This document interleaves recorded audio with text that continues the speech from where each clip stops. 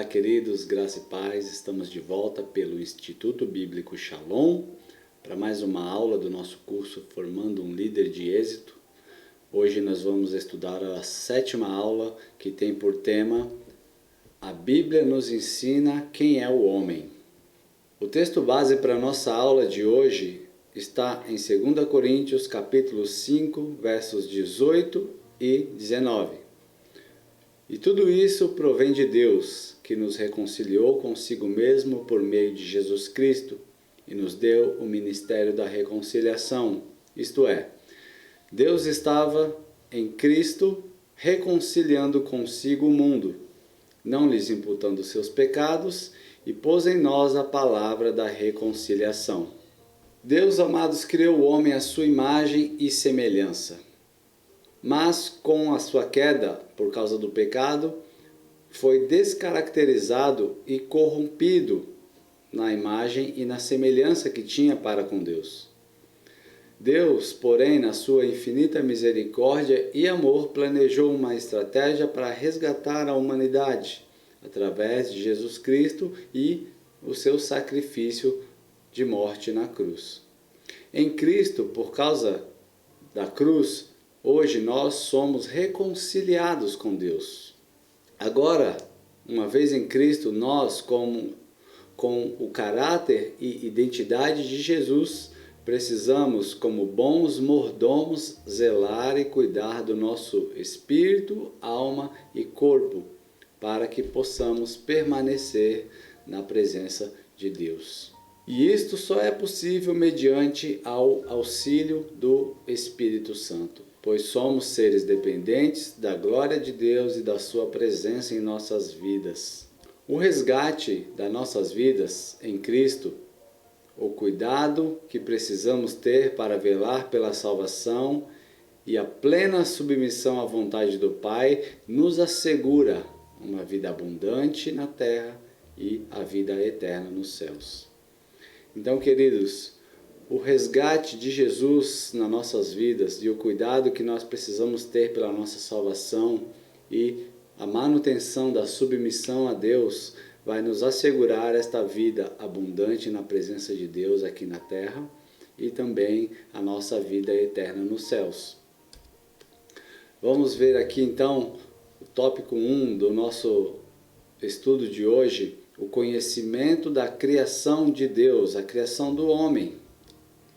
O relato da criação no livro de Gênesis revela um Deus detalhista que se preocupa em estabelecer um universo perfeitamente controlado pelos seus princípios. Deus foi detalhista em toda a sua criação, onde através da sua palavra ele construiu tudo o que existe. E em meio a tudo isso, ao seu cuidado, ao seu zelo, ele dá ao homem um lugar especial dentre tudo que foi criado. Salmo 8, verso 5 diz: Pois pouco menor o fizeste do que os anjos, e de glória e de honra o coroaste. Aqui Deus está falando do homem na sua criação.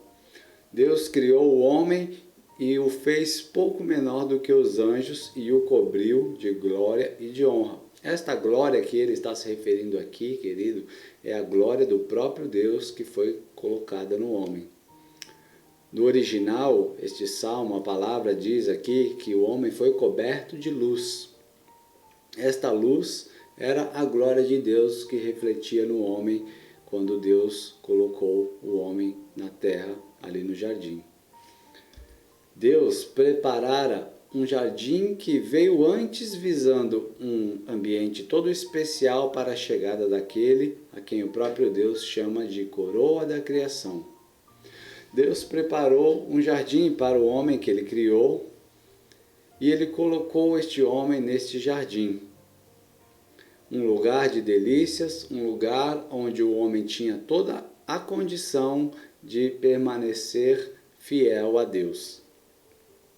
Este homem que Deus havia criado, a qual Deus o denominou, o capacitou para ser o cabeça, o governo de toda a sua criação, aquele que iria dominar e controlar sobre tudo aquilo que Deus havia criado.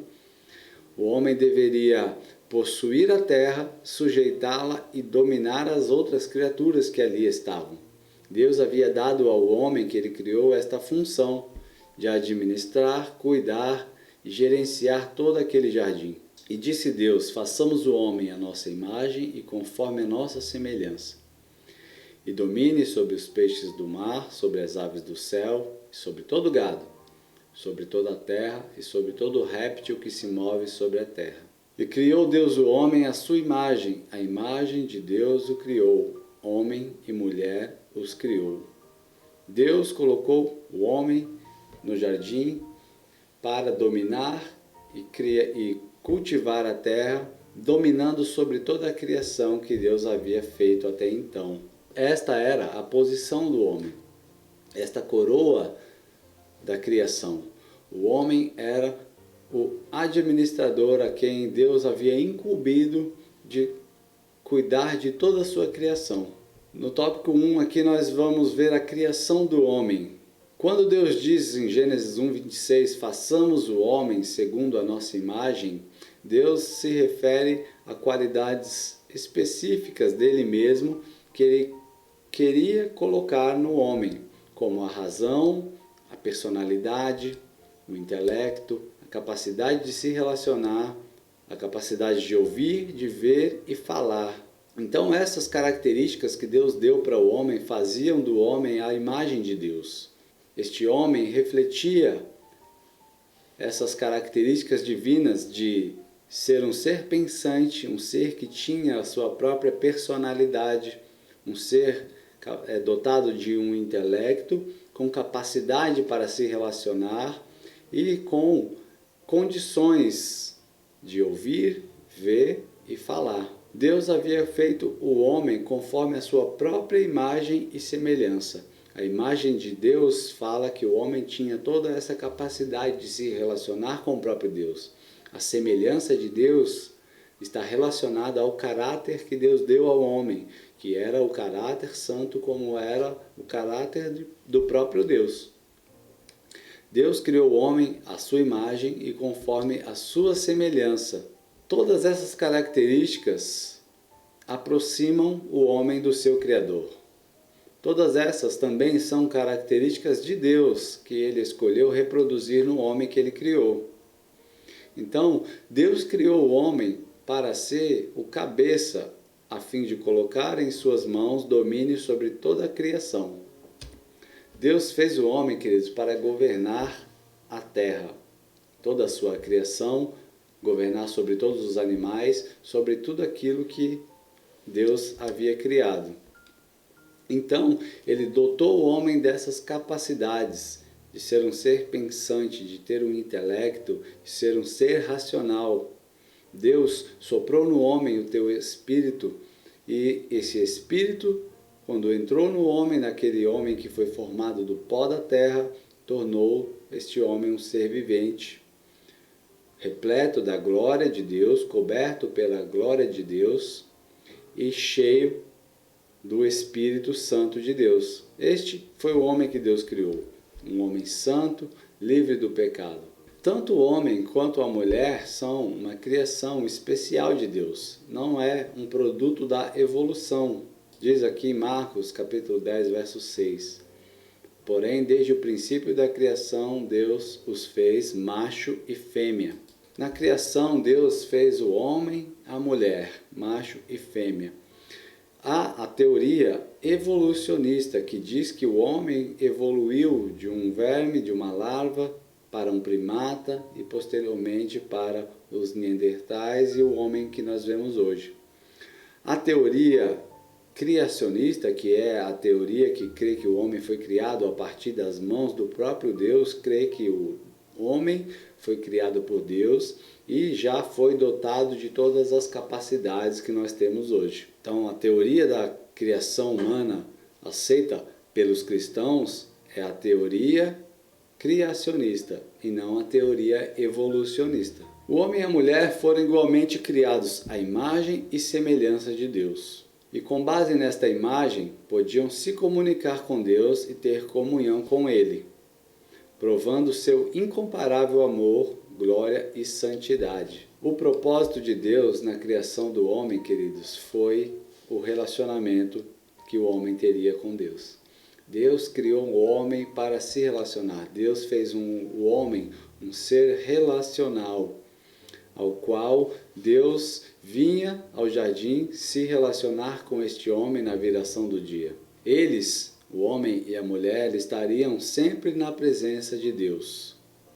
Estariam sempre no jardim, teriam as suas necessidades supridas e viveriam em comunhão eterna com o Criador. Eles fariam isso conhecendo a Deus e obedecendo-lhe. Eles tinham uma semelhança moral com Deus, ou seja, o homem e a mulher viviam num estado de santidade, eles não tinham pecado. Eles tinham sabedoria e um coração amoroso. Também tinham poder de decisão para fazer o que era certo.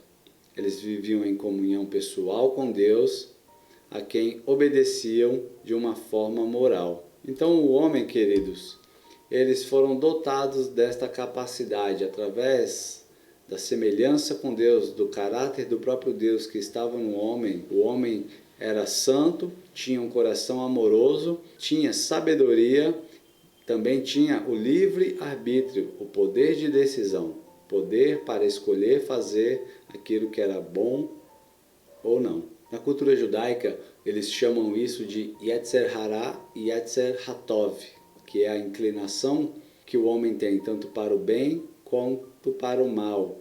É o poder de decisão que o homem tem de escolher o bem e também escolher o mal. É o que nós chamamos de livre arbítrio.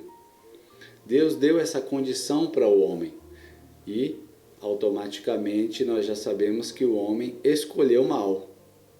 Mas naquele momento no jardim eles viviam em uma comunhão pessoal com Deus. Até então obedeciam a Deus, tinham plena comunhão, pleno acesso à presença de Deus. Até que aconteceu do homem pecar, onde nós vemos aqui Gênesis 3:8, ouvindo a voz do Senhor Deus, que passeava no jardim pela viração do dia, esconderam-se Adão e sua mulher da presença do Senhor, entre as árvores do jardim. Então o homem, queridos, vivia nesta plena comunhão, dotado desta glória de Deus, desta capacidade de viver em comunhão eterna com Deus, e ainda assim escolheram desobedecer a ordem de Deus. Então, no nosso próximo tópico, vamos falar sobre a queda do homem. Gênesis 3 relata a queda. A queda do homem diz respeito à desobediência à palavra de Deus. Este foi o pecado original. O pecado de desobedecer a ordem que Deus deu para o homem não experimentar do fruto do conhecimento do bem e do mal. Este foi o pecado que o homem e a mulher cometeu. E por causa do pecado, o homem desconsiderou o próprio Deus para a sua vida, desvirtuando todos os planos que Deus havia feito. Pois mudaram a verdade de Deus em mentira e honraram e serviram mais a criatura do que o Criador, que é bendito eternamente. Amém. O homem escolheu, através do poder de decisão que Deus deu para ele, desobedecer a ordem que Deus deu. E assim o homem desvirtuou o plano e o propósito que Deus tinha para a humanidade. O resultado disso, nós vemos que é a escravidão do pecado. Hebreus 2 diz: e visto como os filhos participam da carne e do sangue, também ele participou das mesmas coisas para que pela morte aniquilasse o que tinha o império da morte, isto é, o diabo, e livrasse todos que, com medo da morte, estavam por toda a vida sujeitos à servidão.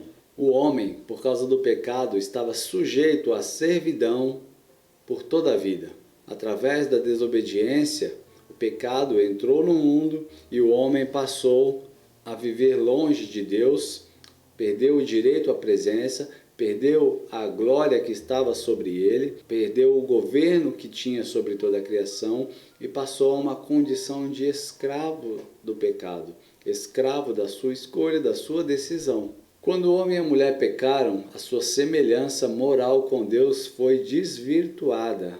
Gênesis 6:5 diz: E viu o Senhor que a maldade do homem se multiplicara sobre a terra, e que toda a imaginação dos pensamentos do seu coração era só má, continuamente. O homem estava desvirtuado de uma tal forma que aqui no capítulo 6 de Gênesis, a maldade cresceu tanto no coração do ser humano, a ponto de nós sabemos que Deus enviou o dilúvio para aniquilar toda aquela geração, salvando-se apenas Noé e sua família. Quando o homem e a mulher desobedeceram a Deus, a semente do pecado entrou no homem, e esta semente proliferou e fez com que o coração do homem tornasse cada vez mais voltado e inclinado para o pecado. Aquele poder de decisão, aquele poder de escolha que o homem tinha, essa inclinação para fazer tanto o bem quanto o mal, uma vez que o homem pecou, o coração deste ser humano se inclinou para o mal. E aí o homem saiu totalmente dos planos de Deus, desvirtuando assim o propósito que Deus tinha para a humanidade. Na redenção, os crentes devem ser renovados segundo as qualidades morais com as quais originalmente foram criados. Quando o homem pecou, ele perdeu todas as qualidades que Deus havia colocado nele. Todas as qualidades morais, como a santidade, a pureza, a inocência, a glória de Deus, todas essas qualidades foram perdidas devido ao pecado do homem. O homem e a mulher possuíam uma semelhança natural com Deus. Foram criados como seres pessoais. Tinham espírito, mente, emoções, autoconsciência e também o livre-arbítrio. O homem também é um ser triuno. Assim como Deus, na sua trindade, é composto pelo Pai, Filho e Espírito, o homem também, nessa triunicidade, ele é espírito, alma e corpo. E ele tem essas capacidades de pensar, de sentir emoções, ele tem a sua autoconsciência e também o poder de decisão e de escolha. Essas são características que o ser humano herdou do próprio Deus. Deus formou o homem de uma tal maneira que ele compreendesse a sua manifestação quando ela acontecesse. Ou seja, Deus colocou no homem capacidade para perceber a atuação, a manifestação de Deus em sua vida. Porém, o pecado desvirtuou isso, a ponto do homem não conseguir enxergar o agir de Deus, a atuação, o cuidado e o amor de Deus para com a sua vida. Mas Deus revelou ao longo da sua palavra evidências de que haveria uma restauração. Lucas 1,35 diz: E respondendo o anjo disse-lhe: Descerá sobre ti o Espírito Santo, e a virtude do Altíssimo te cobrirá com a sua sombra, e por isso também o Santo que de ti há de nascer será chamado Filho de Deus. Aqui, queridos, começa o plano da salvação do homem, começa o plano que Deus tinha para restaurar este homem que estava longe da sua presença. O plano da salvação que Deus tinha para a humanidade consistia na morte de Jesus, sendo que todos aqueles que crescem nele teriam vida eterna, como está em João 3,16, onde diz que Deus amou o mundo de uma forma que enviou o seu Filho para morrer em nosso lugar, e todo aquele que crê em Jesus não vai perecer, mas vai receber a vida eterna com Deus. E eu pergunto para você, o que é a verdadeira salvação? O que significa ser salvo para nós hoje? A verdadeira salvação é aquela oferecida por Deus pela morte sacrificial de Jesus Cristo, seu Filho. Não há nenhum outro meio pelo qual a humanidade consiga ser salva de uma condenação eterna e receber assim a eternidade na presença de Deus. Somente através de Jesus. Atos 4,12 diz: Em nenhum outro há salvação, porque também debaixo do céu nenhum outro nome há dado entre os homens pelo qual devamos ser salvos. Então é somente através de Jesus, através do nome de Jesus, a humanidade conseguirá ser salva da sua condição de caído, de afastado de Deus. Por causa daquilo que o homem é em Cristo, deve ser considerado como imagem de Deus e visto no verdadeiro significado da aliança de Deus com a sua criação suprema. Uma vez que o homem entrega a sua vida para Jesus, ele volta a ser considerado filho de Deus. Uma vez que o homem recebe a Jesus em sua vida como Senhor e Salvador, ele novamente volta a refletir através de Jesus a imagem de Deus, o reflexo do próprio Deus com a sua imagem e semelhança que foram perdidas por causa do pecado. Assim, o homem entra em uma aliança com Deus, uma aliança de uma vida eterna. Efésios 1:22 diz: sujeitou todas as coisas a seus pés e sobre todas as coisas constituiu como cabeça da igreja. Deus, então, não mais deu o domínio e o governo de tudo ao homem como no jardim. Deus colocou a Jesus como o cabeça de um corpo que é constituído por toda a humanidade, que é a igreja. Hoje, nós somos o corpo de Cristo, do qual Ele mesmo é o cabeça. E Ele vai nos guiar sempre na direção da presença e da vontade de Deus, Pai. João 1,12 diz: mas a todos quanto o receberam, deu-lhes o poder de serem feitos filhos de Deus, aos que creem no seu nome. Estes serão reconciliados com Deus e inseridos de novo nesta aliança, a qual vai restituir o homem de tudo aquilo que ele perdeu no Éden, que é o direito da presença de Deus, a comunhão com o Pai e a glória que foi tirada do homem devido ao pecado. A partir disso, fica claro que a infidelidade do homem não anula a fidelidade de Deus, pois que, se alguns foram incrédulos, a sua incredulidade aniquilará a fidelidade de Deus? De maneira nenhuma. Sempre seja Deus verdadeiro e todo homem mentiroso, como está escrito, para que sejas justificado em suas palavras e vença quando fores julgado. Mesmo o homem sendo infiel a Deus e pecando contra Deus, saindo do seu propósito, Deus permaneceu fiel ao propósito que ele tinha para com a humanidade e deu ao homem um meio pelo qual ele pudesse ser salvo da sua condição pecaminosa. Através de Jesus Cristo, o Senhor deu para a humanidade uma forma de voltar à presença de Deus. Jesus, ele é a verdadeira imagem de Deus. E assim sendo, ele é o verdadeiro homem ao qual todos nós devemos nos espelhar e nos curvar. Ele é tanto o indivíduo único como o representante exclusivo da raça inteira.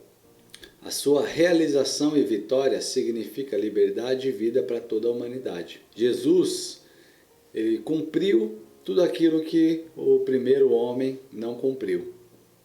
Ele foi fiel a Deus em tudo, ele cumpriu a vontade de Deus, ele obedeceu a Deus em toda a sua vontade e através da sua morte na cruz, do seu sacrifício, ele redimiu esta humanidade e guiou-nos de volta à presença de Deus. Então, ele passa a ser o nosso único representante. Ele é o representante da raça humana diante de Deus. E a sua obra redentora nos traz vitória e liberdade de todo o pecado que nos prendia e nos escravizava. Ele cumpre a aliança mediante a qual Deus proporciona ao homem seu verdadeiro destino. A aliança que o homem quebrou com Deus, Jesus cumpriu. E assim, o homem tem a possibilidade, mais uma vez, de experimentar o destino e o propósito que Deus tinha para ele desde o princípio, que é a vida eterna. Em Cristo, mediante a fé, o homem percebe que é transformado na imagem de Deus e pode esperar confiantemente pela plena conformidade com a sua imagem. Em Cristo, através da fé no Filho de Deus, o homem percebe que ele vai ser transformado mais uma vez à imagem e à semelhança de Deus, que foram perdidas por causa do pecado. Quando o homem entrega a sua vida a Jesus, ele é transformado mais uma vez na imagem e semelhança de Deus. E ele pode, através disso, esperar com confiança pela plena conformidade com a imagem de Deus, ou seja, até que Cristo seja formado em nós. Jesus, através da sua morte redentora, proporcionou ao homem voltar a um estado que foi perdido lá no Éden, quando deixou de ser a imagem e semelhança, através da sua escolha, escolheu viver separado de Deus. Agora, através de Jesus Cristo, nós podemos voltar à comunhão e voltar a refletir a glória e a imagem de Deus aqui na terra. Então, para concluir, podemos ver que Deus criou o homem à sua imagem, conforme a sua semelhança, para viver eternamente. Este era o plano original de Deus, ao qual criou o homem para que estivesse eternamente na sua presença. Deus colocou o homem num jardim, num lugar totalmente favorável para que ele pudesse viver. Deus deu todas as condições para o homem. Nós, seres humanos, fomos também dotados da capacidade de ser triunos, assim como Deus. Somos compostos de corpo, alma e espírito. Temos as nossas capacidades, as nossas faculdades de intelecto, a nossa emoção. Temos os nossos sentidos. Podemos ver, podemos sentir, podemos tocar, podemos falar. Isso nos capacita, nos possibilita nos relacionar com Deus mais uma vez. O homem nasceu com uma responsabilidade de manter comunhão permanente com o Pai. Este era o plano que Deus tinha para a humanidade, esta comunhão permanente. Porém, o homem pecou, isto foi perdido, o homem perdeu o direito à presença de Deus, ficou separado de Deus e a semelhança moral com Deus também foi desvirtuada. O caráter do homem deixou de ser um caráter moldado, as formas que refletia o caráter de Deus, e passou a ser contaminado pelo pecado. Porém, Deus, através de Jesus, proporcionou ao homem, mediante a fé em Cristo, um retorno de volta ao plano original, um retorno de volta ao propósito que Deus tinha para toda a humanidade. Então este homem hoje, nesta condição de separado de Deus, é transformado à imagem de Cristo e ele começa mais uma vez a experimentar a comunhão com Deus e refletir o caráter de Deus em sua vida, a santidade, a retidão, a fidelidade a Deus. Essas são as características que vão fazer com que o homem volte ao plano original de Deus. Uma vez restaurados, uma vez redimidos por Jesus, este homem tem toda a capacidade de estar eternamente na presença do Pai. Recapitulando, Deus fez o homem, Deus criou o ser humano à sua imagem, conforme a sua semelhança, o dotou de capacidades para que ele pudesse se relacionar com Deus, mas também deu para o homem o poder de decisão, o poder de escolha. O homem escolheu o mal, se separou de Deus. Ficou longe da presença de Deus devido ao pecado. A condição do homem se deteriorou cada vez mais. Porém, Deus proporcionou uma saída para a humanidade, um Salvador através de Jesus Cristo e do seu sacrifício na cruz. Através disso, todo aquele que aceita Jesus como seu Senhor e Salvador é devolvido ao propósito original de Deus. E aí o homem pode voltar mais uma vez a refletir o caráter santo e também experimentar a comunhão com Deus que foi perdida lá no Éden. Então, queridos, esta é a história da humanidade. Esta é a trajetória do homem durante toda a história, como Deus o criou, Deus o dotou de capacidades plenas para viver uma vida santa e íntegra na presença de Deus, e como o homem se afastou disso e precisou que Jesus viesse resgatá-lo.